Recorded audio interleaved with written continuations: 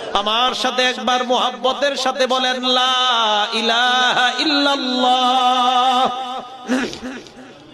আবার সবাই জোরে বলেন লা ইলাহা ইল্লাল্লাহ। ইখলাসের সাথে সবাই বলছেন নি না, আওয়াজ ছোট হয়েছে।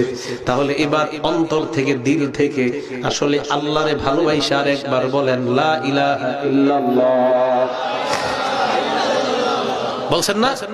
আল্লাহর নবী বলেন আর একটা কবিরা গুনাহ করার আগ পর্যন্ত ফুতিহাত লাহু আবওয়াবুস সামাই হাত্তা তুফজিয়া ইলাল আর।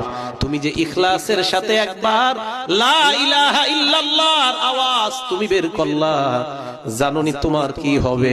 আর একটা কবিরা গুনাহ আপনারা যতক্ষণ না করবেন ততক্ষণ আরশ পর্যন্ত আল্লাহর সবগুলা রহমতের দরজা খোলা হয়ে যায়। এই যে এখন থেকে আরেকটা কবিরা গুনাহ যতক্ষণ না করবেন আর বন্ধ হবে না দরজা। পড়ছেন ইখলাসের সাথে।